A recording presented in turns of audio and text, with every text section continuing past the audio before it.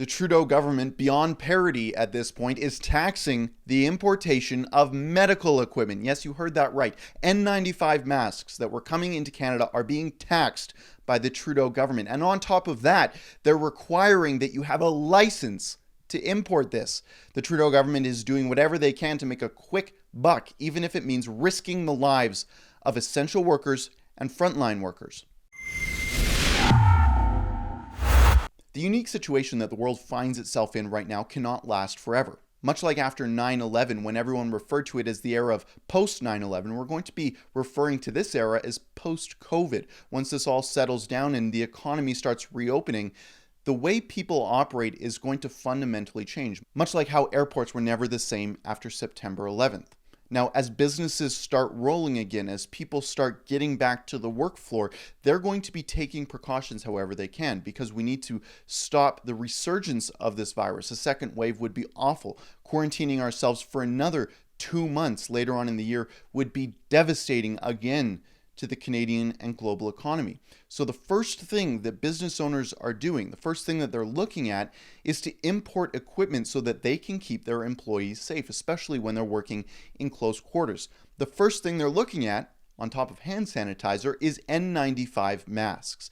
These masks, everyone's heard of them by now, are masks that will filter out the virus so that people can operate and live and be in the outside world, so that they can come in close contact without risking their own lives and the lives of their family. Unfortunately, for some reason, the Trudeau government is taxing the importation of this necessary equipment, and they're requiring that you get a license to import it, which has caused some small business owners to just give up trying. I've been speaking with one of those very people in Alberta over Skype. Here's that conversation.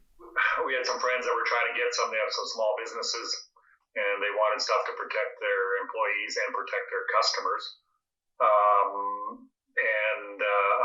We have some contacts in China, and I says I can get my hands on some. So the girl we had dealt with in China before, she sent me a sample of 30 masks, and went, great, got them here. They're Chinese masks, are they the best? No, but there's nothing else out there right now. So we ordered 500 of them, and when they're on the road coming here, I get a thing from UPS, and it says that you owe them $160 some, and out of that, 113 is duty, 37 is GST, and then $10 for brokerage fees. So what I did is I phoned our MLA Ron Orr and then MP Blaine Calkins. Ron Orr phoned me back in a half an hour later, and he was upset too, and he says we got to get to the bottom of this. So I was searching around trying to make sure that I actually had the right, that they charged me for the right percentage and it wasn't wrong. So when I did the Google search on it, it come up, I now need a license to import masks.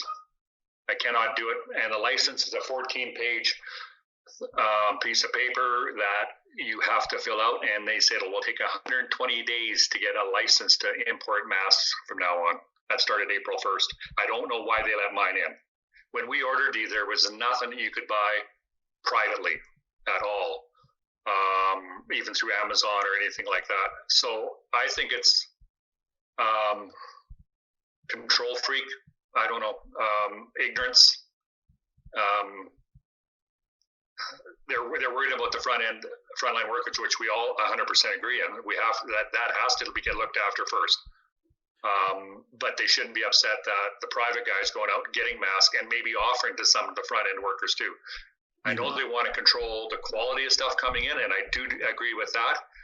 But when you say, no, you can't bring them in, and we aren't going to give you an option, so what happens? Since I don't understand why on masks you need a license. Are the ones from China really good masks? That's always a big question mark. You bring anything from outside, it's always a question mark what the quality is. But it is better than nothing.